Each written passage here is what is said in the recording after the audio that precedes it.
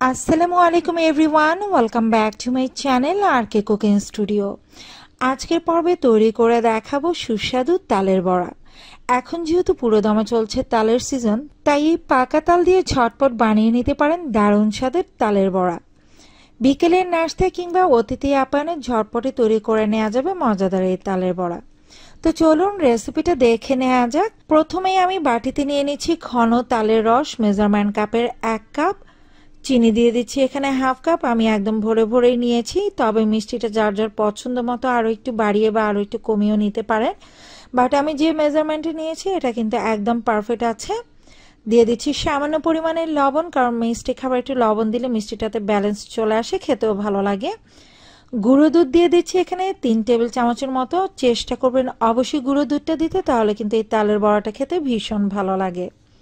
এবার সব কিছু খুব ভালো করে একটু মিক্স করে নিচ্ছি, আর খুব ভালোভাবে এটাকে মিক্স করে নিতে হবে যাতে করে চিনির দানাগুলো গলে যায়। দিয়ে দিচ্ছি এখানে আমি মেজারমেন্ট কাপের 1.5 কাপ চালের গুঁড়ো। আমি এখানে শুকনো চালের গুঁড়িটা নিয়েছি, আপনারা চাইলে কিন্তু ভেজা চালের গুঁড়িটাও নিতে পারেন। দিয়ে দিচ্ছি হাফ কাপ পরিমাণ ময়দা। এতে করে তালের বড়াটা খুব সফট হবে, উপর থেকে ক্রিস্পি হবে আর ভেতরে বেশ জুসি হবে। তা না হলে দেখা যায় যে তালের বড়াটা বেশ শক্ত টাইপ হয়ে যায় আর খেতে ভালো লাগে না। মেখে নেওয়ার সুবিধার্থে আমি হাত দিয়ে মেখে নিচ্ছি। বেশ কিছুক্ষণ মেখে নেওয়ার পর দেখবেন যে এটা বেশ ঘন মনে হচ্ছে, কারণ আমার যে তালের রসটা ছিল সেটা বেশ ঘন ছিল, তাই এই ব্যাটারটা অনেকটাই ঘন মনে হচ্ছে। যদি তালের রসটা পাতলা হতো তাহলে কিন্তু এক্সট্রা পানির প্রয়োজন হতো না। তো এ পর্যায়ে আমি সামান্য পরিমাণ পানি দিয়ে মেখে নিচ্ছি।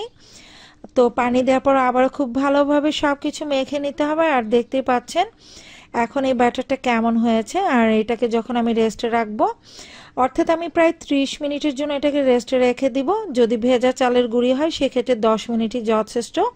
তো রেস্টে রাখার পর কিন্তু এটা অনেকটা পানি শুষে নিয়ে টাইট হয়ে যাবে, অর্থাৎ আরও একটু ঘন হয়ে যাবে। তো আমি 30 মিনিটের মতো রেস্টে রেখেছিলাম, আর এ পর্যায়ে কিন্তু আমার এই মিশ্রণটা অনেকটাই ঘন হয়ে গেছে। এ পর্যায়ে আমি পিঠাগুলো তৈরি করে নিব। সেই জন্য আমি প্যানে পরিমাণ মতো তেল দিয়ে দিয়েছি। এবার সাবধানে আমি তালের বড়াগুলো রেডি করে নিব। স্ক্রিনে লক্ষ্য করলে দেখতে পাচ্ছেন আমি কিভাবে কাজটা করছি। অল্প অল্প মিশ্রণ জাস্ট দিয়ে দিচ্ছি, আর এটা কিন্তু আস্তে আস্তে ফুলে উঠছে। আমি এভাবে সবগুলো তালের বড়া দিয়েছি।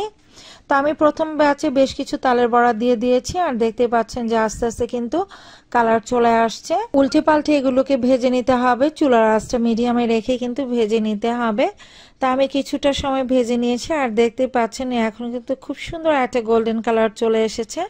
যখন আমরা ভেজে তুলে নিব তখন কিন্তু তালের বড়ার কালারটা আরো একটু ডিপ হয়ে যাবে।